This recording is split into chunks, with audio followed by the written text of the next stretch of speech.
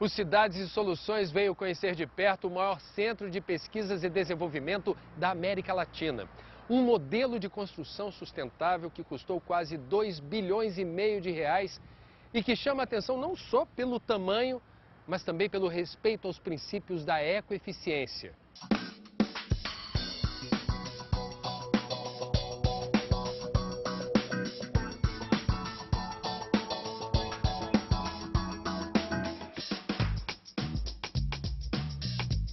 Você vai conhecer também a primeira Câmara de Vereadores do Brasil a aproveitar a energia do vento para reduzir os gastos públicos.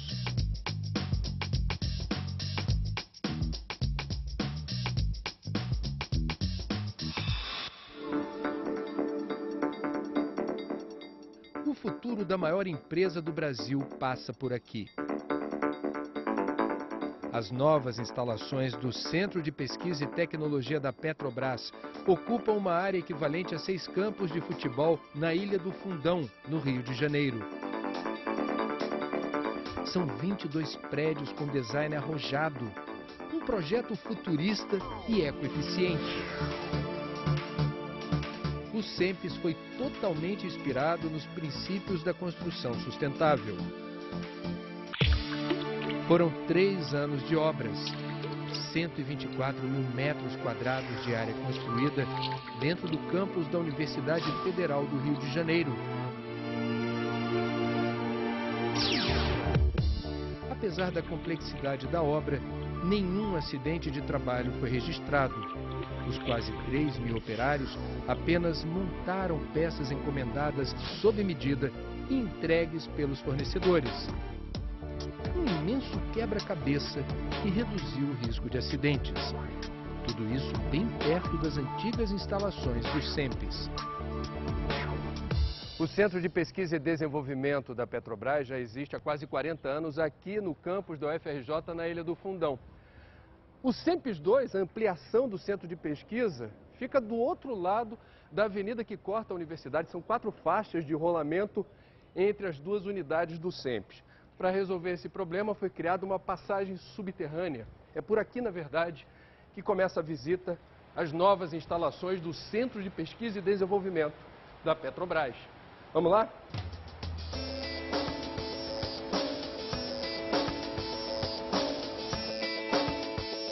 A passagem atravessa também a história da companhia.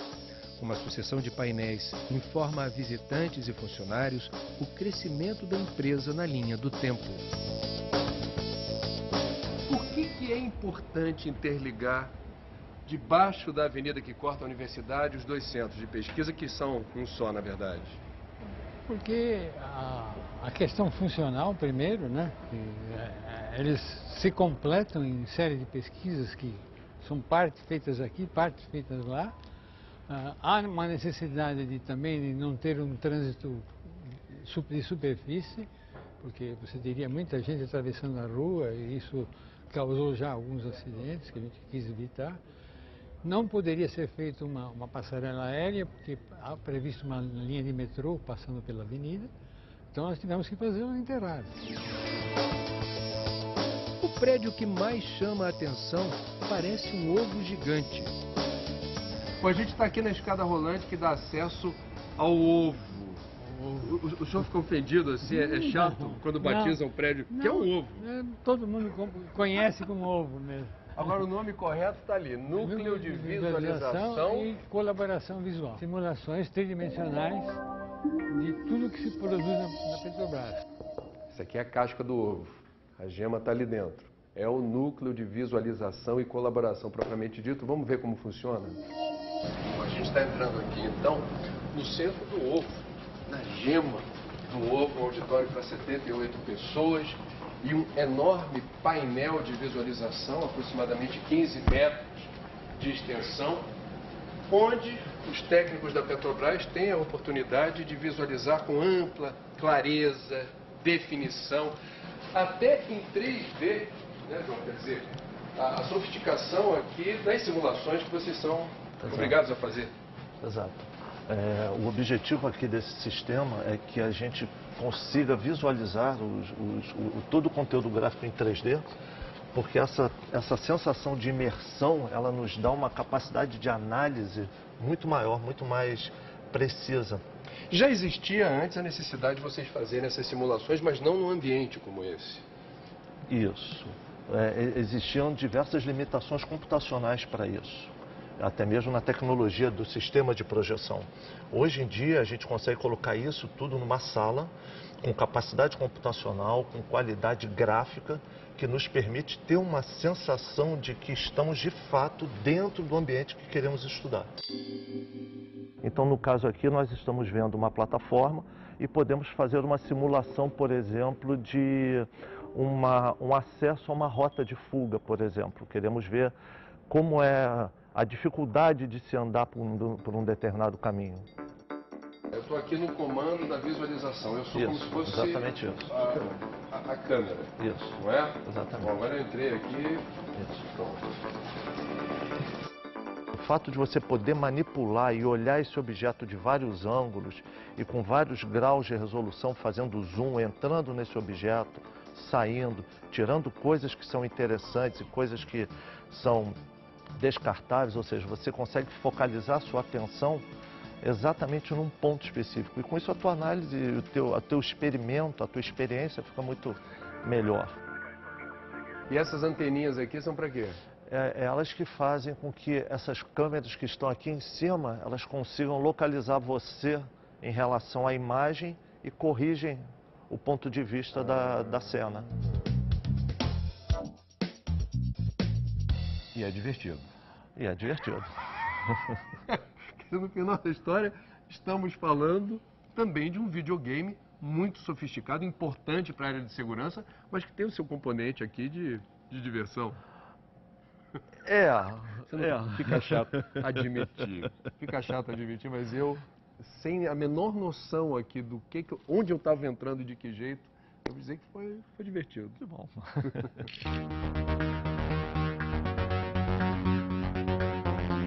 Tecnologia a serviço do meio ambiente. As novas instalações do CENPES reduzem drasticamente o consumo de energia elétrica e de água tratada. Dia nublado, ainda assim ambiente absolutamente iluminado, com poucas lâmpadas acesas. Por quê? Iluminação natural, presente em todo o centro de pesquisa. Todo centro de pesquisa, só os ambientes fechados têm ar-condicionado e todos os ambientes comuns são ventilação e iluminação natural. Como aqui. Como aqui. Então você tem uma economia de energia brutal. De quanto? Eu acho que é de 40% a 50% do que seria normal. Mesmo as iluminações dos ambientes de trabalho, elas não entram todas juntas. Elas entram sempre do dia mais escuro, da parte mais escura para a parte mais clara do dia. Como se fosse um dimmer. Um dimmer. E ela entra automaticamente, que é tudo automatizado. Todo o sistema automatizado. Ela entra automaticamente, as lâmpadas entram quando a luz natural abaixa. Quando a luz natural aumenta, ela sai de novo. Água da chuva toda coletada. É captada, ela recebe nessas coberturas todas, ela é captada, né, recolhida, dependendo da água, água de telhado é uma água relativamente limpa. Ela vai para um reservatório específico, uma das cisternas, essa cisterna é levada para a central da ETRA, a estação de tratamento, e volta para ser reutilizada. A água aqui, portanto, recircula. Recircula. A gente economiza ao longo de 12 meses 680 milhões de litros de água. Esses 680 milhões a gente reaproveita para irrigação, para água de transporte de mictórios e vasos sanitários e água industrial nossa das torres de resfriamento. Qual é o percentual de água que recircula, que vocês não precisam captar na rede? A gente recircula 68% da água que a gente consome da SEDAI. E isso é que dá os 680 milhões de litros ano aí, que equivale em termos de custo a 12 milhões de reais de economia por ano de água, né?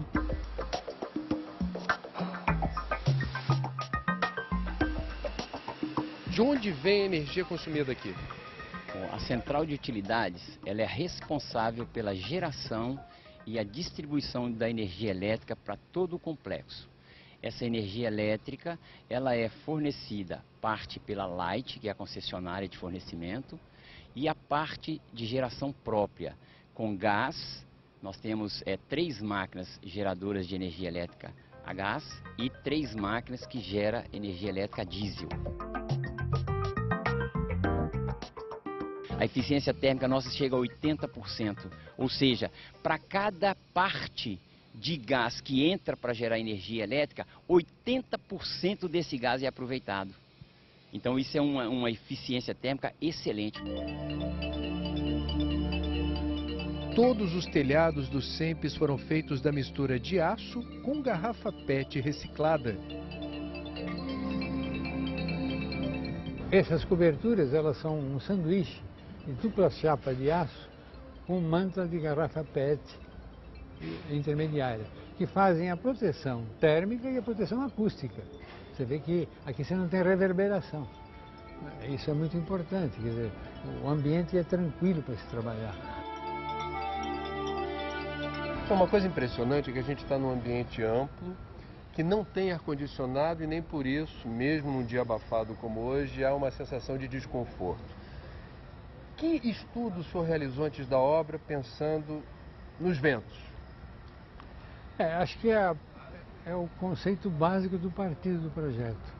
Esse grande eixo é norte e sul, né? A angulação do prédio, da edificação, levou em conta a corrente de vento. A situação do prédio foi isso. Esse eixo foi determinado pelas condições climáticas. Quer dizer, como absorver melhor as correntes de vento naturais, que são no Rio de Janeiro, da latitude do Rio de Janeiro. Aos que reclamam do custo elevado de uma obra com essas características, o arquiteto tem a resposta pronta. Um edifício em 40 anos, para dar um dado técnico, ele custa, no seu tempo de 40 anos, 4 vezes mais o seu custo de construção. Se a gente mantiver esse edifício funcionando, com toda a versatilidade que ele tem, flexibilidade que ele tem de atender a 1000 programas de pesquisa, né? Se a gente conseguir mantê-lo por 40 anos, nós estamos economizando 4 vezes o custo dele. É muito maior o custo de operação e manutenção do que a construção durante 40 anos. Isso é um dado real e técnico. Os 60 novos laboratórios do SEMPES chegam no exato momento em que a companhia corre contra o tempo para descobrir novas tecnologias na área de produção de energia. 5 das 10 novas alas de laboratório estão dedicadas basicamente ao pré-sal. As outras 5 alas estão dedicadas ao novo, dedicadas ao biocombustível, à biotecnologia, à gestão ambiental, à gás química e à petroquímica. Então é uma divisão que é totalmente proporcional em relação aos anseios futuros da companhia. Um pé firmemente colocado no presente, viabilizando o crescimento da companhia no pré-sal e um olhar atento para o futuro.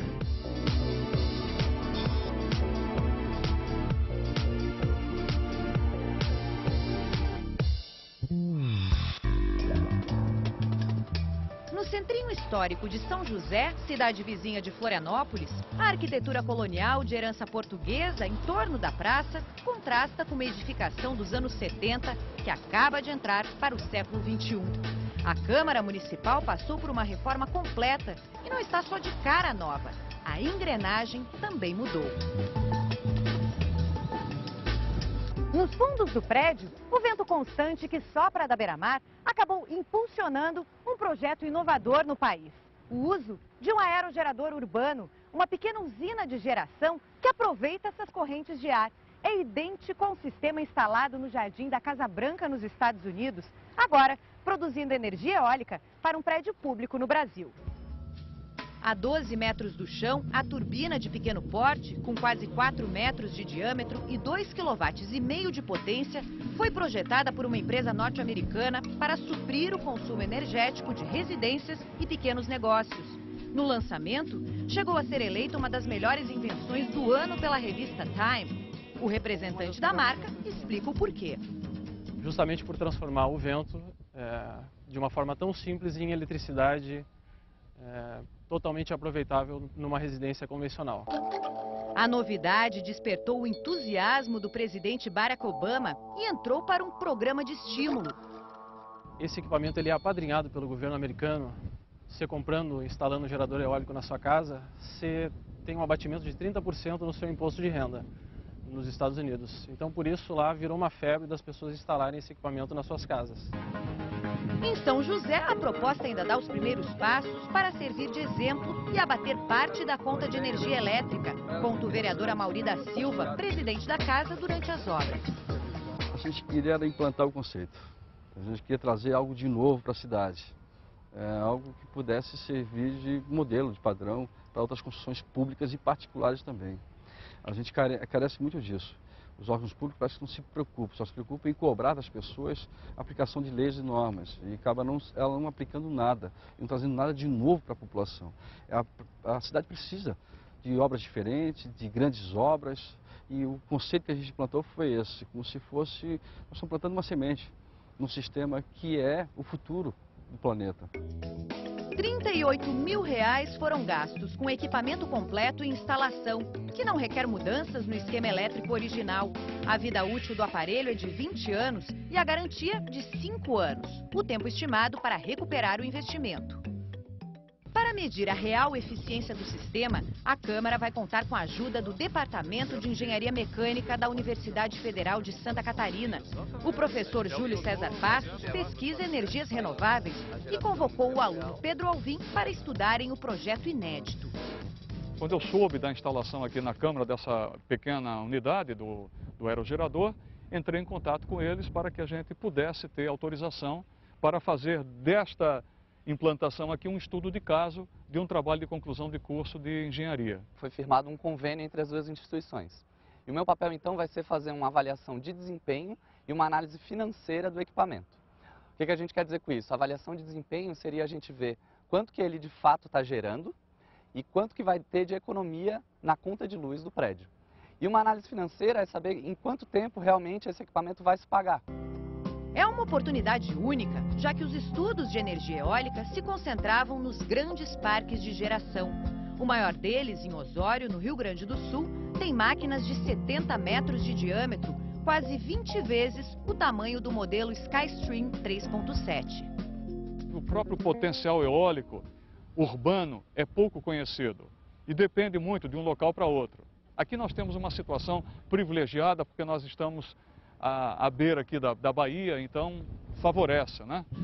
Combustível, vento. Motor, um eixo de 3 pás que se orienta conforme a direção do fluxo de ar. Funcionamento. Primeiramente, ele converte essa energia cinética dos ventos em energia mecânica, de rotação no eixo do rotor ou da turbina eólica, e em seguida ele movimenta o gerador elétrico. Com isso nós temos a conversão da energia cinética do vento em energia elétrica. Energia limpa, renovável, infinita, com níveis de ruído aceitáveis e já disponível para o consumo em pequena escala. A energia eólica, ela é uma das mais interessantes, porque havendo o vento, ela está gerando de graça. Então você fez apenas o investimento de comprar a máquina. E com isso você está economizando a energia dos nossos reservatórios de água. Por exemplo, você está queimando menos petróleo, menos gás, tá certo? Ou seja, usando menos combustível fóssil, o que é muito importante para o nosso ambiente. O aerogerador é o item mais evidente, mas não é o único da reforma alicerçada em princípios sustentáveis. Os corredores parecem lâmpadas e, na verdade, são clarabóias. Nação direto da rua. Quando se abriu esse telhado para se colocar o sistema de climatização dos ar-condicionado, se veio a ideia de aproveitar a água da chuva. Quando se abriu isso para aproveitar a água da chuva, se viu que tinha uma laje toda aberta, que se podia fazer clarabóias para toda essa área comum de corredores e hall de entrada e ter iluminação gratuita, né? Especialista em sustentabilidade, a arquiteta e urbanista Isabela Teixeira não tinha um pacote de intenções desde o começo. Uma proposta foi levando a outra. E de início ninguém teve ideia, vamos fazer uma reforma sustentável. A gente foi passo a passo, foi surgindo as ideias, até que, bom, vamos captar uma energia limpa, e assim foi uma sucessão de escolhas felizes para o projeto. O ambiente inteiro ganhou novos horizontes. A área de convivência saiu da clausura e abriu vista para a Bahia. As janelas foram rebaixadas em 60 centímetros, inclusive no plenário e em todas as salas. Isso permitiu que a gente, trabalhando, conseguisse ter a relação com o ambiente urbano, olhando para a cidade, para a praça, e o pessoal que trabalha lá atrás vê o mar. Isso melhorou bastante. As pessoas conseguem vir aqui olhar para a gente consegue olhar para as pessoas na rua. Isso é muito bom, assim. Eu acho que todos que passam na rua hoje na praça vê uma obra que ela é clara, está aberta para a população. Ela não tem que esconder nada de ninguém. Então hoje ela tem muito brilho, muita claridade. Eu acho que tudo isso são os conceitos que veio, que se fala e a gente conseguiu aplicar. O custo total do projeto, orçado em torno de R$1.400.000, chegou a 2 milhões. Então se fala que esses instrumentos são caros, né? Se fala de sustentabilidade, mas é muito caro a aplicação. Mas com um certo tempo, o tempo que a gente precisa, ela consegue se compensar, consegue se pagar. Se recuperar o investimento depende de tempo, por outro lado, dívidas não há, nem com o banco, nem com a responsabilidade ambiental. Nós usamos um pouco de papel, um pouco de cartucho, um pouco de combustível, um pouco de telefone. E nisso a gente conseguiu usar o suficiente para encaixar dentro do orçamento toda essa necessidade que tinha para a reforma.